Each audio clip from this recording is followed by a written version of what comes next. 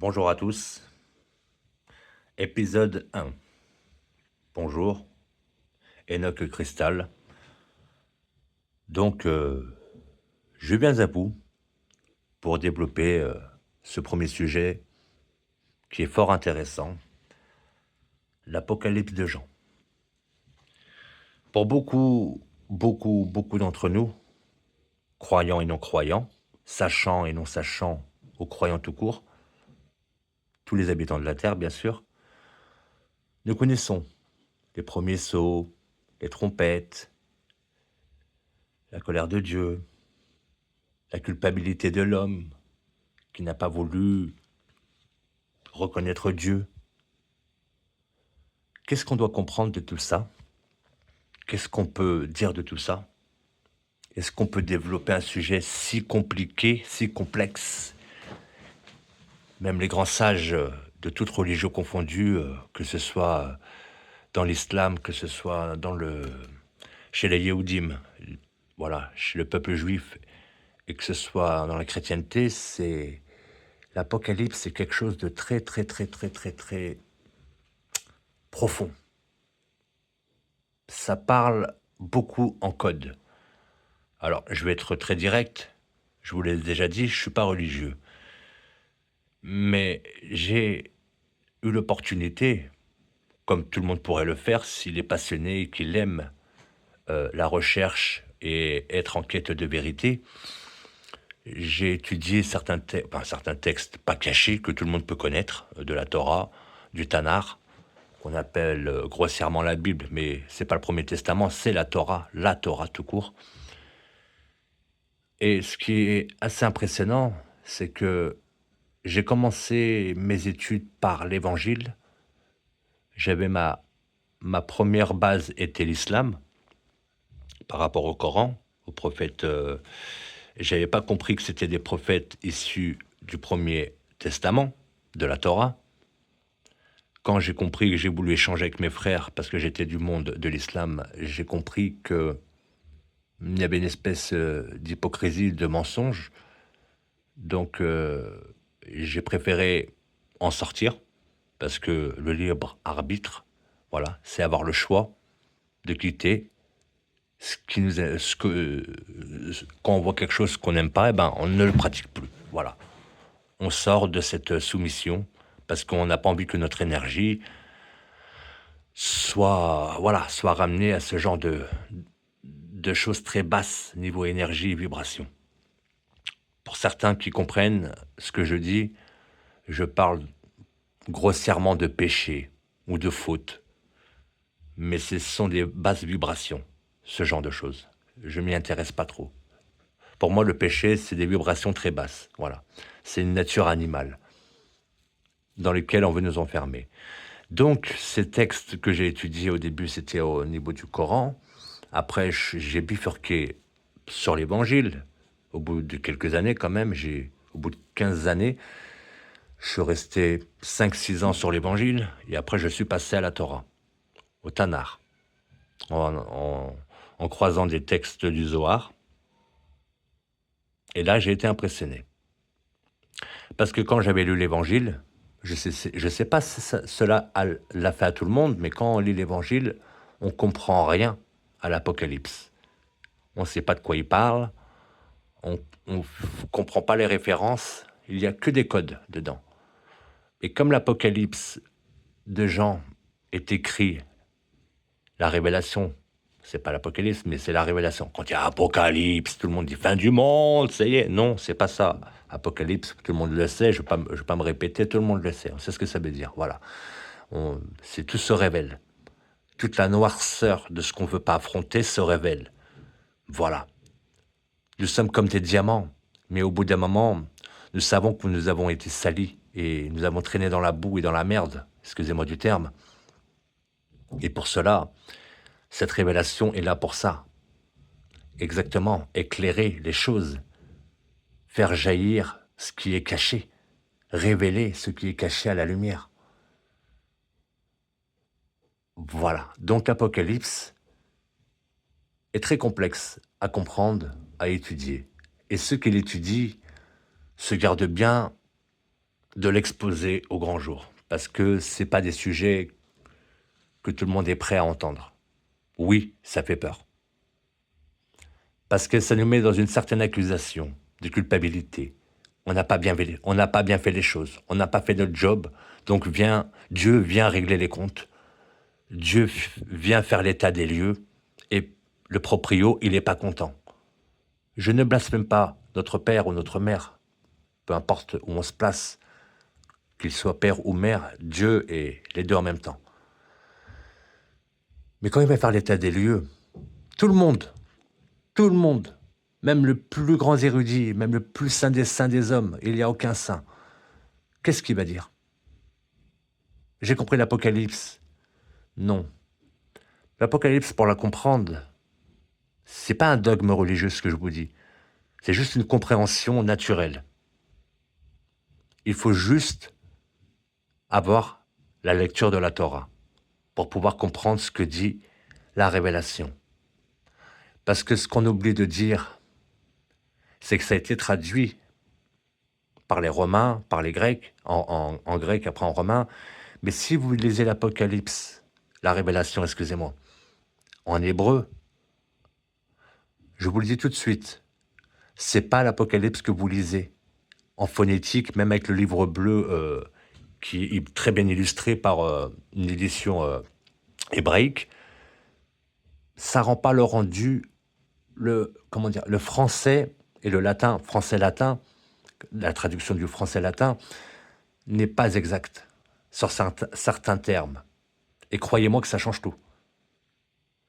Je vous dis pas du jour au lendemain, oui, il faut aller lire l'hébreu, il faut faire des cours d'hébreu. Non, mais si vous voulez vraiment comprendre quelque chose et l'approfondir, il faut s'en donner les moyens. L'effort pour être fort. Voilà. L'effort pour être fort. Tout simplement. Bon, ça, c'est pas de moi, c'est du Rav Ben Chetrit. Je suis pas un partisan, mais j'apprécie beaucoup ses cours. Voilà. En candidat libre. Comme il dirait, je suis un goïm. Un non-juif. Bref. Mais j'ai été impressionné parce qu'on m'a dit, tiens, tu parles bien de avec certaines personnes de mon entourage, j'ai voulu changer les connaissances de ce qu'ils savaient de l'Apocalypse, de la révélation de Jean. Et eux, ils avaient une traduction, justement, française. Et quand j'ai commencé à essayer d'interpréter en hébreu l'Apocalypse, je peux vous assurer que ça, c'est tout autre chose. On rentre dans du mystique. Alors, quand je dis mystique, c'est pas genre, ouais, il faut avoir un niveau de magie. Non, non, non. Ça veut dire qu'il faut vraiment avoir une intention, pas de vouloir savoir, mais de connaître le sujet vraiment par cœur, dans tous ses angles. Nous avons tous cette capacité. Et c'est ce côté mystique où on doit parfois plonger à fond dans certains textes. Attention à ne pas trop plonger pour pouvoir revenir et ne pas s'imprégner pour pas rentrer dans le dogme ou le culte. C'est pour ça que je dis je ne suis pas religieux. Voilà, j'aime pas suivre les règles. C'est pas que je suis un rebelle. Certains comprendront. En lisant la Torah en hébreu un peu, j'ai pas de prétention de savoir bien lire en hébreu, très très mal, je lis très mal, mais en phonétique. J'ai été surpris, comme tout le monde pourrait l'être. Voilà, je suis comme vous, hein, on est tous au même niveau sur ce plan-là. Je n'ai pas de comment on appelle ça? Je n'ai pas d'hérédité, je n'ai pas de don hérédité. Voilà, je suis pas le fils d'un prophète, tatati tatata. Non, non, je suis comme vous tous. Je suis complètement, voilà, comme un enfant qui apprend tous les jours et qui découvre des merveilles à travers des choses tellement simples. Mais ce qui m'a surpris, c'est surtout que on arrive à mieux comprendre l'interprétation de la révélation de Jean, Yochanan. Mais ce qu'on oublie de dire, c'est que les apôtres, ce qu'on oublie de dire aussi, c'est que Jésus, je sais, je me répète, d'autres l'ont dit, mais vous allez comprendre l'aboutissement. C'est qu'ils étaient tous juifs, Yehudim. C'est ça que je comprends pas. je comprends pas quelque chose. C'est guerre. Moi qui étais dans l'islam, après qui était euh, dans l'évangile et qui a fini par croire que j'étais juif, j'ai commencé à faire Shabbat et finalement j'ai dit non, je suis revenu à ce que j'étais, moi-même, voilà, sans rien, désenglué du goudron. Donc j'ai compris beaucoup de choses. Mais c'est pas pour autant que je les ai exposés. Je prends beaucoup de pincettes, je veux marcher sur des œufs, mais c'est très troublant quand on voit l'actualité d'aujourd'hui, elle colle parfaitement avec ça. Les apôtres et Jésus et tout l'évangile, ce qu'on oublie de dire, c'est qu'il y a la main de Rome. Mais si vous enlevez vous enlevez la main de l'empereur Constantin et de toute la main de Rome, on a quasiment un texte du Zohar ou un texte hébreu. C'est très troublant. Mais je dis, si on enlève bien les rajouts que Rome a fait avec leur scribe de l'époque, qu'ils ont ajouté des trucs par rapport à Yeshua. Les Juifs l'appellent Yeshua parce qu'ils disent qu'il a usurpé, qu'il a pris le nom de Dieu dans le temple. Je ne veux pas parler de ça maintenant. Mais ils sont tous Yehudim, tous juifs. Et je ne comprends pas les chrétiens, comme je ne comprends pas les musulmans, comme je ne me comprends pas moi-même à l'époque, qui les critiquaient, alors que je me critiquais moi-même. Mais ce qui est rigolo, c'est que les apôtres sont tous juifs, mais quand on parle on parle des prophètes, je parle d'Abraham et des autres.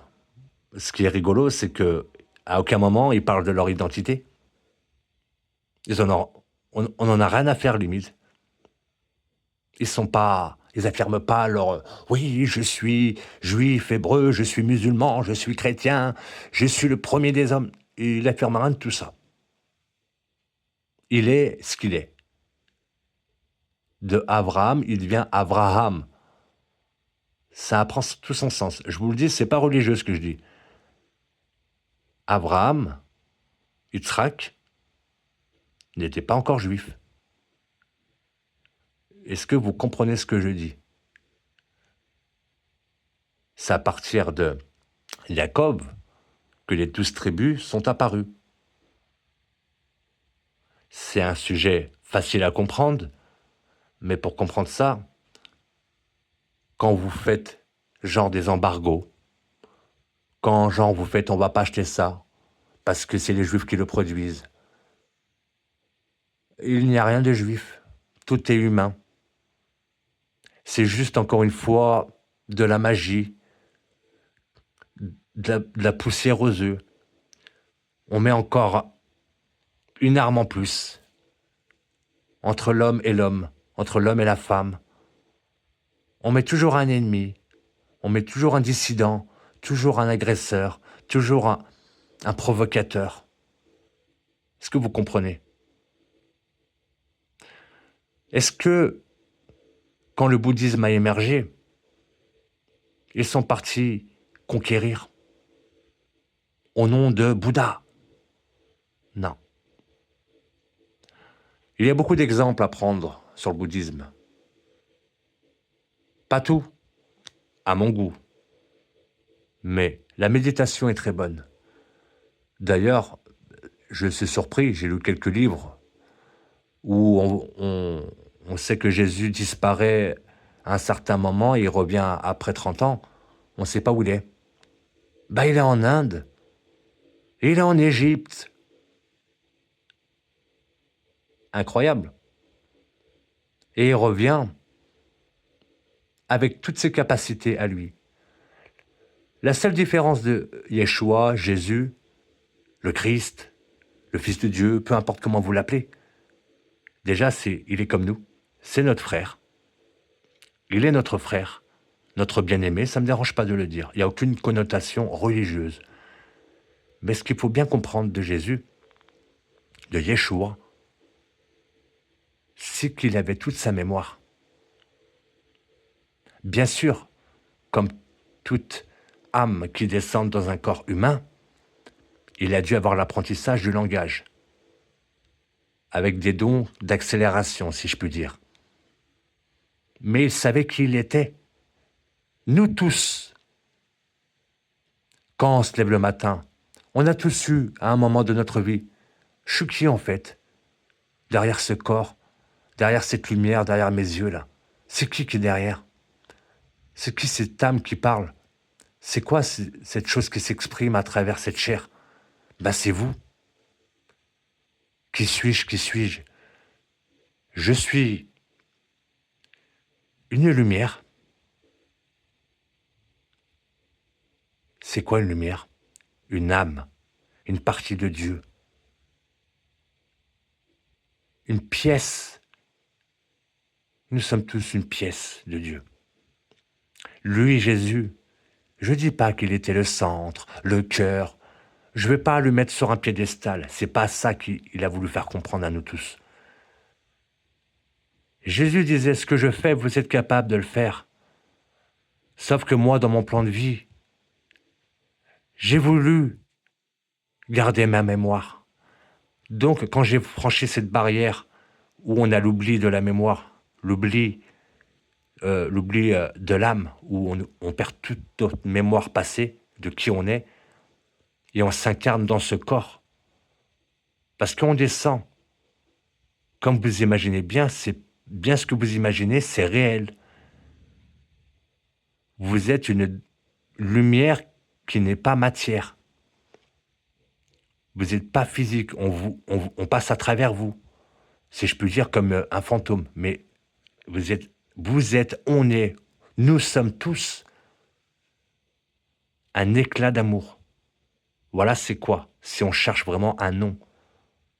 Nous sommes une infime partie de la source d'amour, qu'on appelle Dieu, Allah, l'Éternel, peut-être Jésus, Bouddha, Kadosh Baruch Hu, plein d'autres dieux, si vous voulez. Mais il n'y en a qu'un seul. C'est lui, la source de toute chose. Je l'appelle comme ça, mais la tromperie, c'est de donner un nom et de croire à ce nom et d'imaginer une forme avec. On ne peut pas définir quelque chose qui est infini. C'est comme si je te disais Dieu s'est incarné dans une bouteille. Tout le monde me dirait c'est absurde. C'est absurde. Dieu est infini. Il ne peut pas résider dans quelque chose de fini. Exactement. Nous sommes comme lui. Mais nous sommes dans la matérialité, la troisième densité. Et Jésus, lui, quand il est descendu, a pris tout ça pour lui. Savait ce qu'il devait faire. Connaissait. Mais qu'est-ce que je dois faire dans ma vie? On se pose tous cette question. Que dois-je faire? Dois-je aider les autres? Dois-je faire du bien? Dois-je m'enrichir? Dois-je aimer sans limite? On se pose tous cette question. Croyant, non croyant, tout habitant de la terre se pose cette question. Je suis là pourquoi exactement? Pourquoi je suis ici? J'ai rien demandé.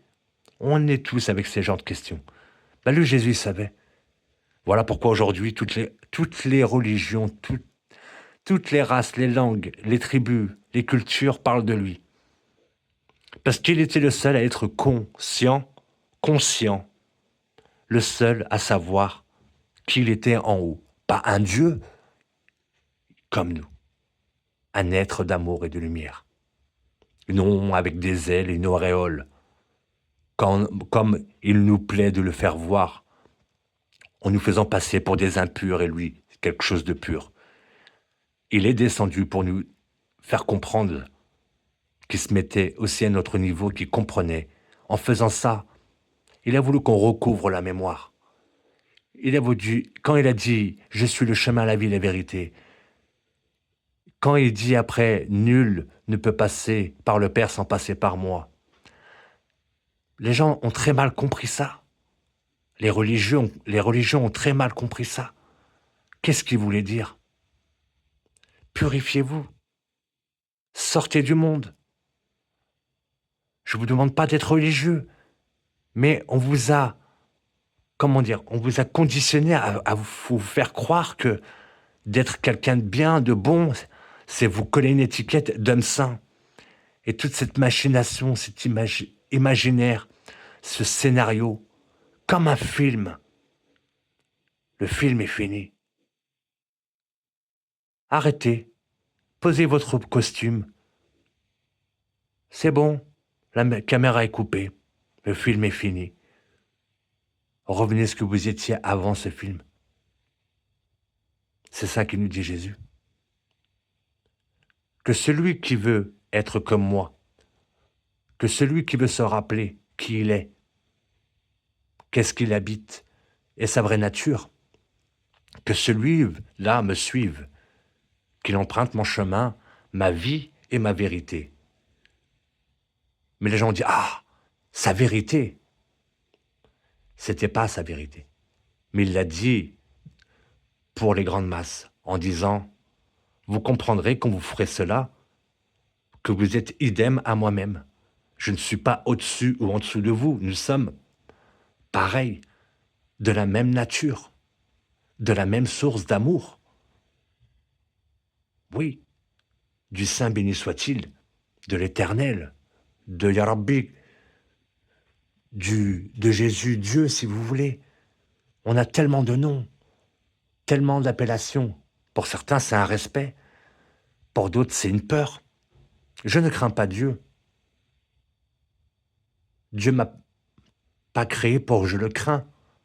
Il m'a créé pour que je l'aime. Et est-ce qu'il m'a vraiment créé pour ça? Voilà. C'était mon premier épisode. Mais pour résumer, Jésus a dit des choses qui ont été très très mal comprises. Jésus est comparable à chacun d'entre nous. Certains me diraient, quel blasphème que vous faites là. Allez lire l'Évangile.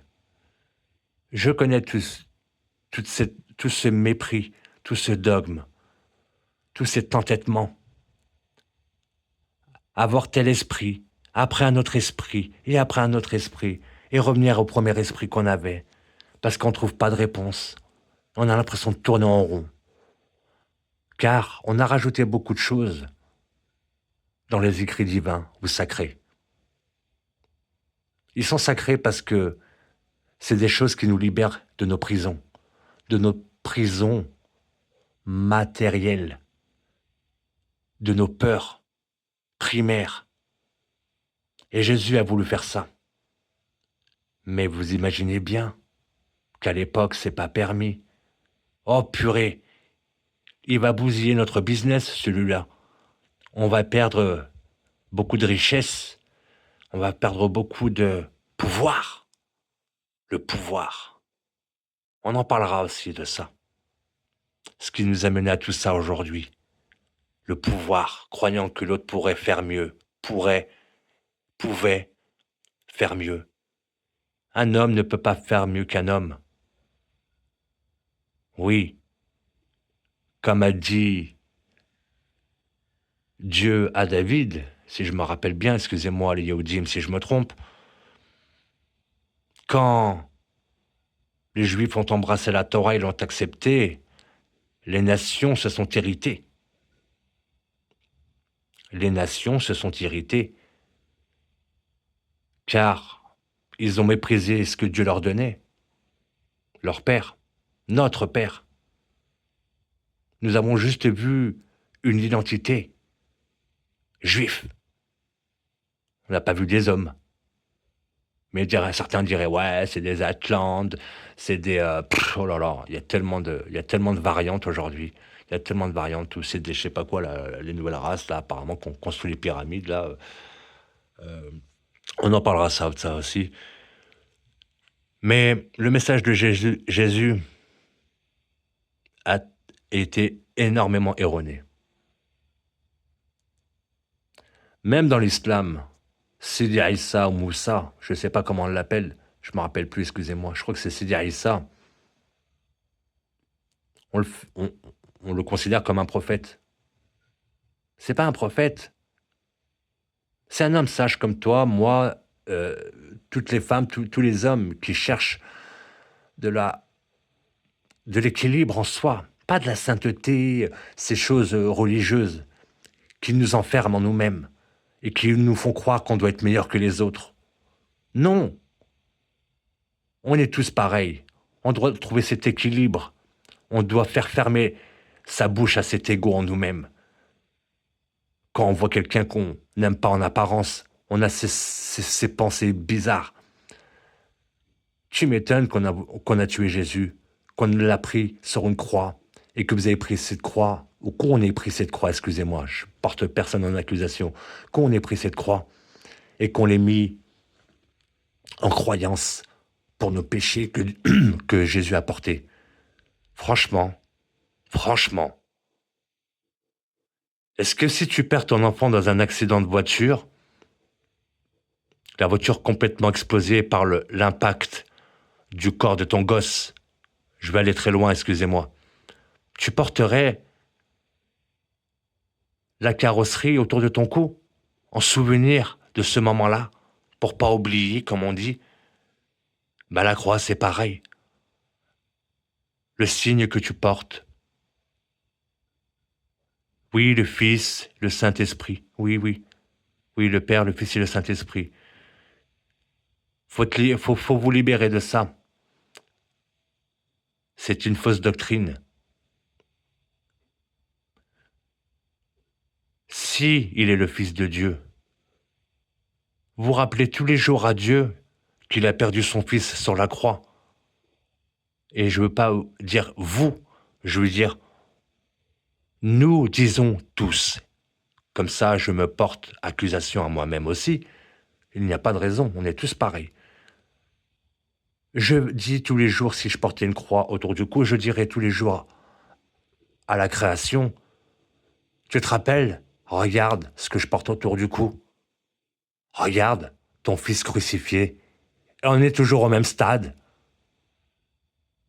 Maintenant, prenez cet exemple avec la carcasse de la voiture qui a percuté votre fils ou votre fille qui est morte. Pardonnez-moi d'être radical.